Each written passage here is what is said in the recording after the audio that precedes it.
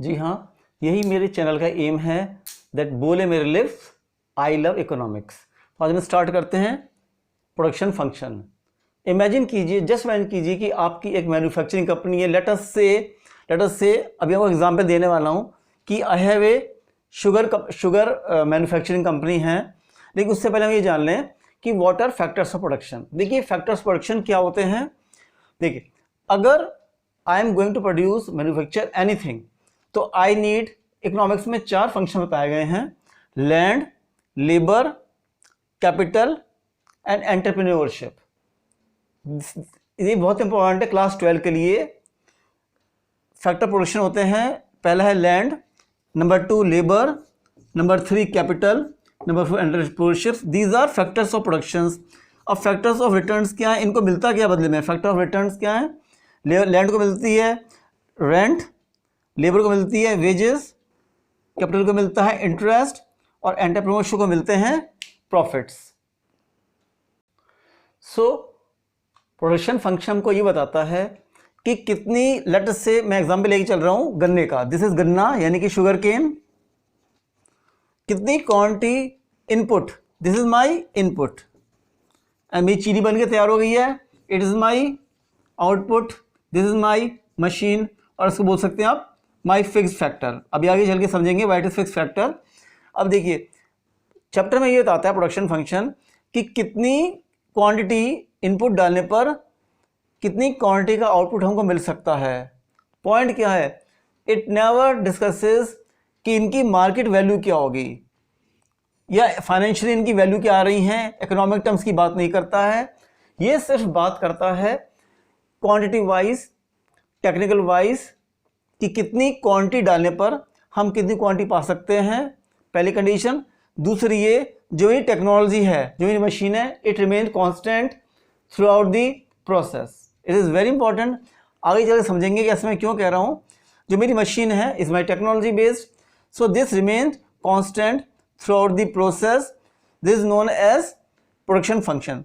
अब देखिए इसको हम कैसे डिफाइन करेंगे। इसको हम एक्सप्रेस करते हैं quantity of x. X is any product, x मेरा प्रोडक्ट यहाँ पर क्या है, चीनी, शुगर केन। तो शुगर केन की क्वांटिटी प्रोड्यूस करने के लिए I am dependent on labour and के फॉर कैपिटल।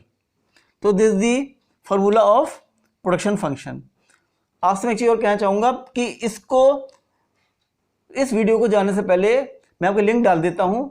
आप मेरा वीडियो जरूर देखिएगा regarding short run and long run. It is very much important and this chapter is based on those theories कि what is long run and what is short run functions. तो आप मेरा video जरूर देख लें, तो इसको आप देखें। आगे चलते हैं। अब देखिए शॉर्ट रन था पीरियड जबकि कुछ फैक्टर्स वेरिएबल होते हैं और कुछ फिक्स्ड होते हैं। तो शॉर्ट रन में क्या होगा, my labour, this labour and this is के कैपिटल। इस थ्योरी में कैपिटल को, पूंजी को के से शो किया गया है और मजदूर और लेबरों को एल से शो किया गया है।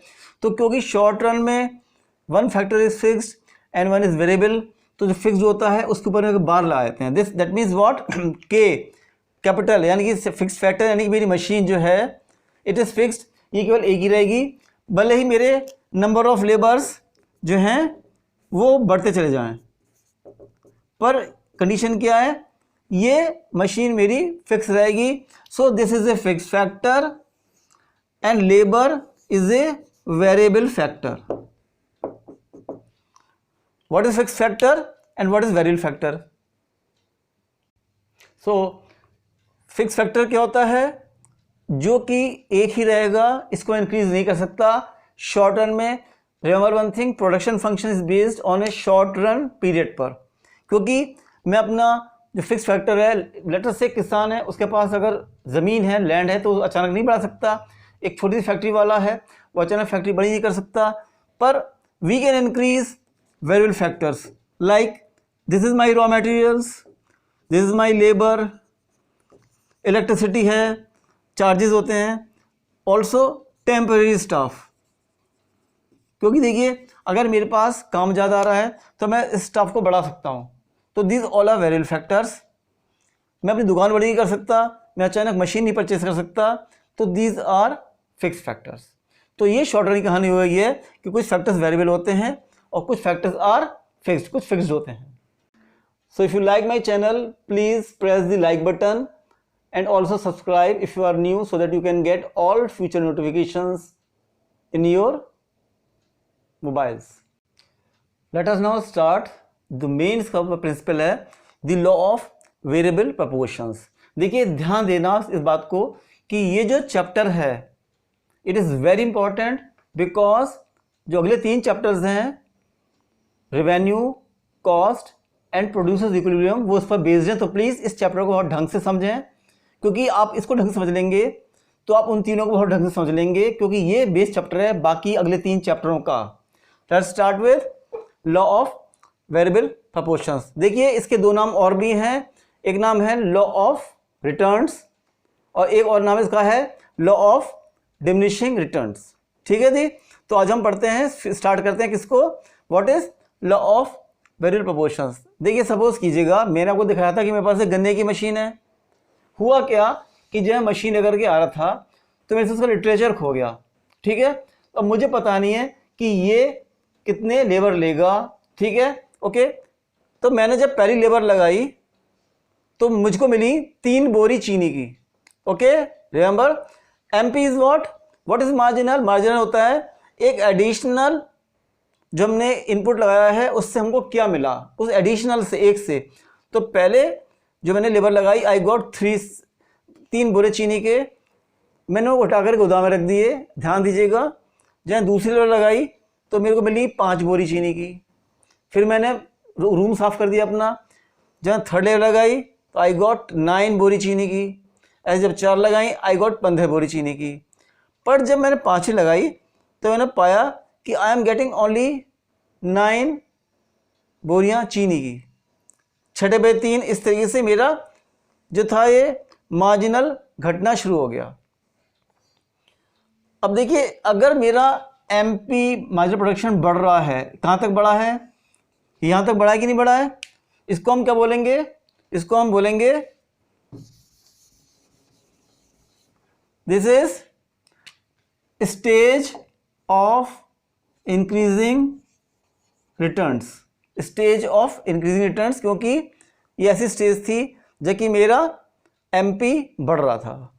अब देखिए मेरा एमपी घटना एक्चुअली कहाँ शुरू हुआ है, यहाँ से नजर आता है कि मेरा ध्यान दीजिएगा, बहुत से स्टूडेंट्स क्या करते हैं यहाँ से कर देते हैं। नो, मुझे घटना कहाँ से नजर आएगा, यहाँ से। सो यहाँ से it starts what, stage of decreasing returns, और यहाँ से शुरू हो गया है मेरा स्टेज ऑफ नेगेटिव रिटर्न्स।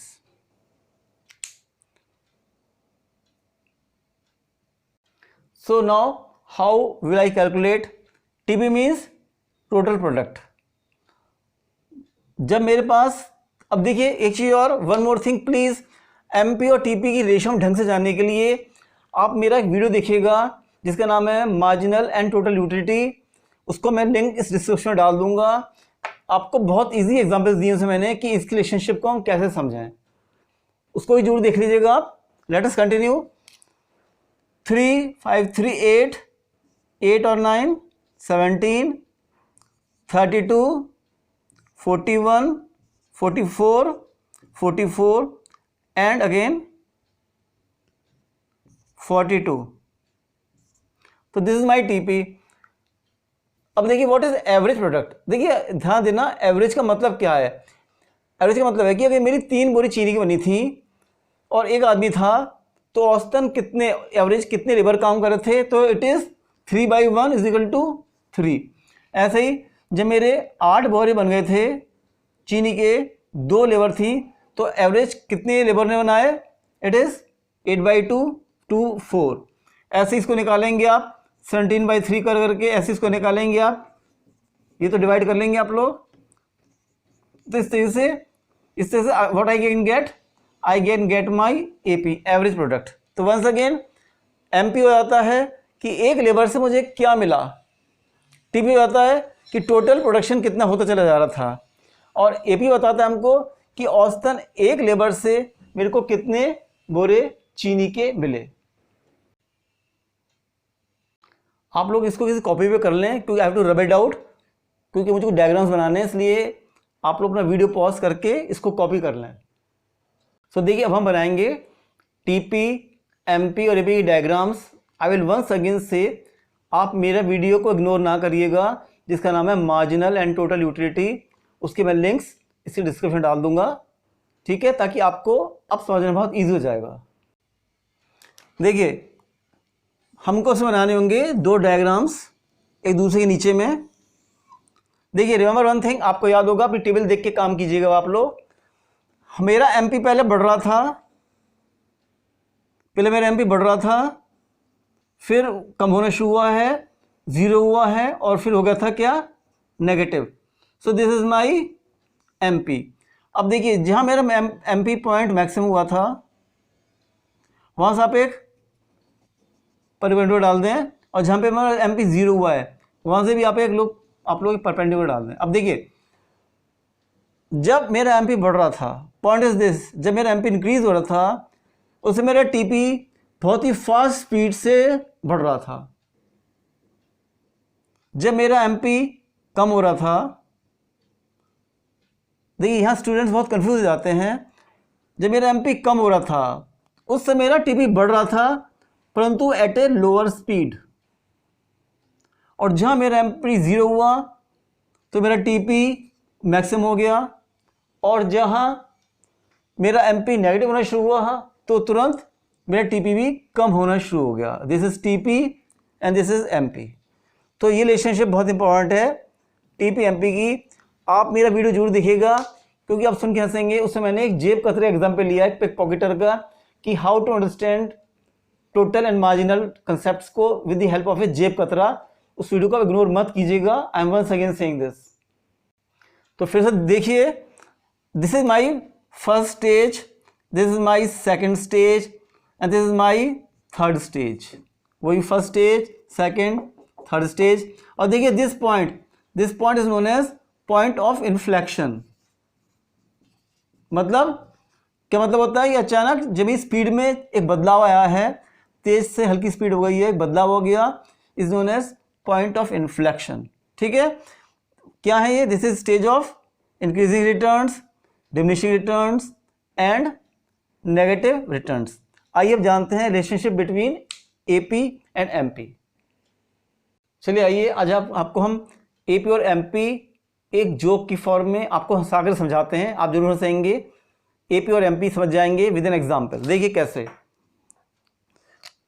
एक घर में एक मेड थी, एक आया सर्वेंट थी लेडी। उसको बड़ी जल्दी गुस्सा आया करता था, उसको बड़ी जल्दी गुस्सा आता था, और जब उसकी मालकिन उसको प्यार से समझा देती थी तो उसको गुस्सा हो जाता था शांत। ठीक है, पर मालकिन ही बड़ी तैश वाली थी।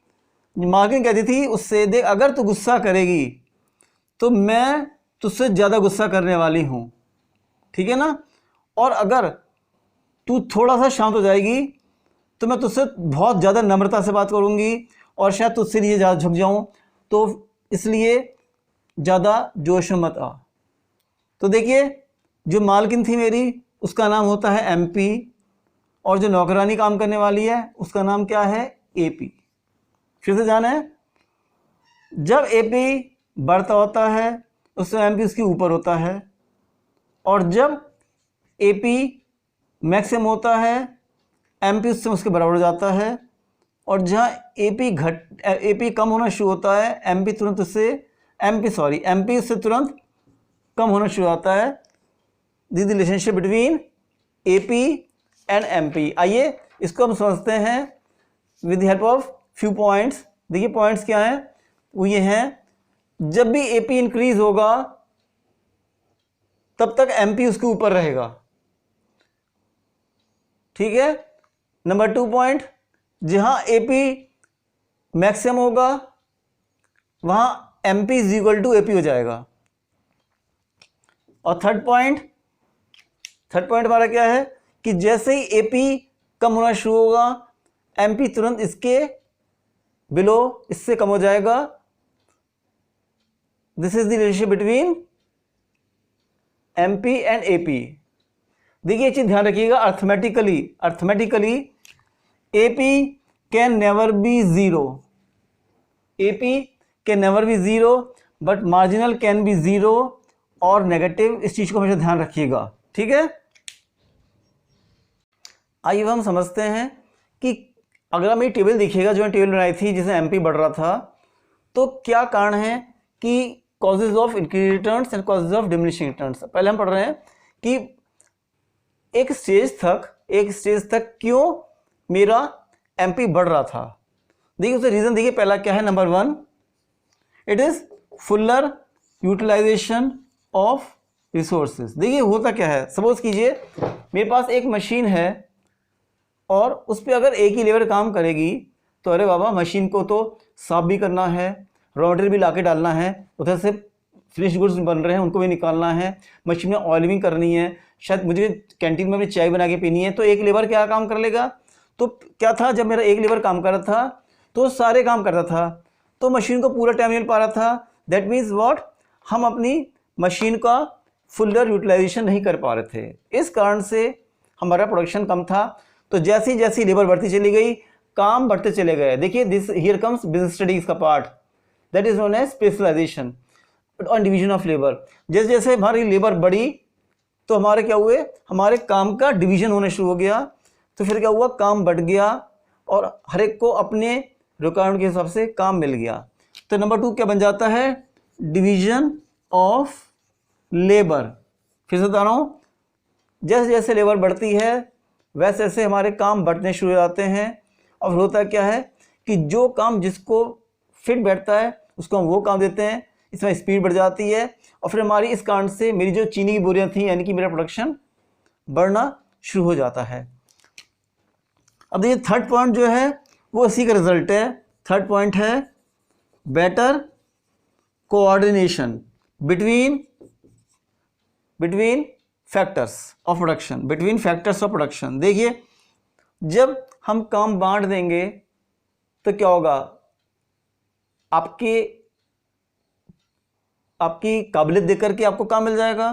दैट मीन्स क्या है, वर्क अब अच्छी तरीके से बढ़ गया है, जो चाहता था उसको वही काम मिला है, जो जैसे फिट था उसको वही काम मिला है। इससे क्या होता है कि हमारे जो फैक्टर्स हैं वो अच्छी से यूज हो जाते हैं और अब मेरी मशीन थी उसको फुल टाइम मिल रहा है। इस कारण से क्या हुआ, अब मेरी मशीन उस स्टेज पर मैक्सिमम प्रोडक्शन देने लगी। आइए अब आगे आते हैं, what are the factors for diminishing returns. ये जैसे इसका अपोजिट है।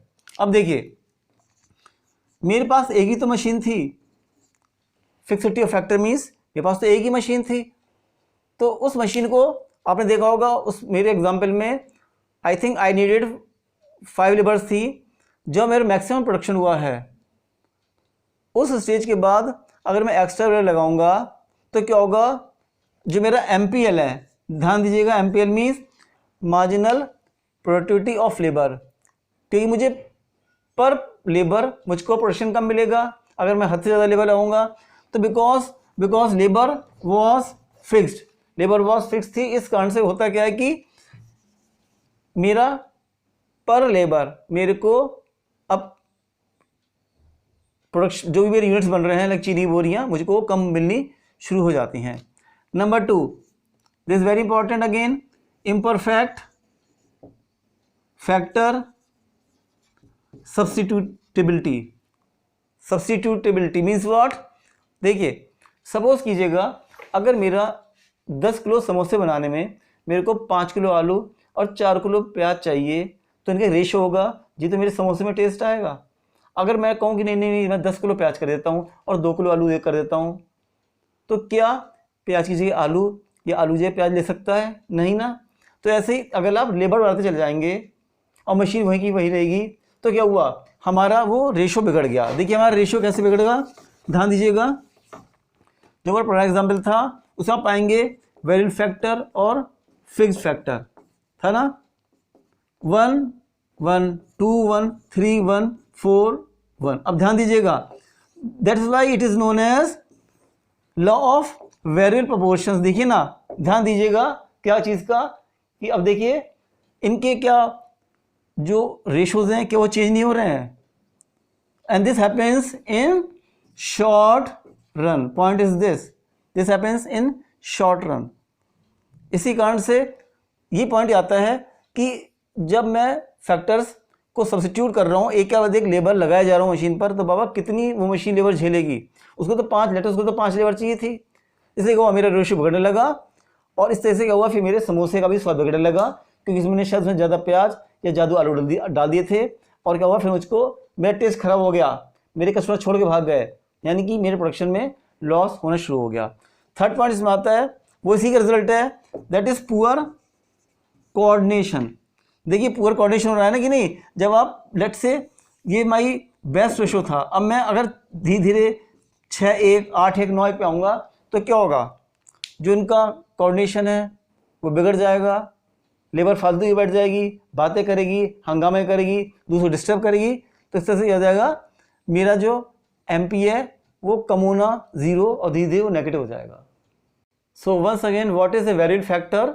देखिए लॉ ऑफ वेरिएबल प्रोपोर्शन कहता है that as more and more of the variable factor is combined with the fix factor. देखा ना आपने कि एक लेबर बढ़ रही है and is being put on a single machine fix factor, तो क्या होगा, मार्जिनल प्रोडक्ट में इनिशियली इंक्रीज, मेरा MP धीरे धीरे बढ़ रहा था, बट इवेंचुअली यानी कि अंत में जाकर के क्या होगा, आखिर में एक स्टेज ऐसी आएगी जब MP of the variable factor will start declining, कम होना शुरू हो जाएगा, और अल्टीमेटली एक स्टेज आएगी जबकि नेगेटिव हो सकता है और 0 भी हो सकता है। So this is known as a law of variable proportions. So please like and subscribe my channel, and if you are new और सब्सक्राइब प्लीज, सो दैट आपको सारे नोटिफिकेशंस मिलते रहें।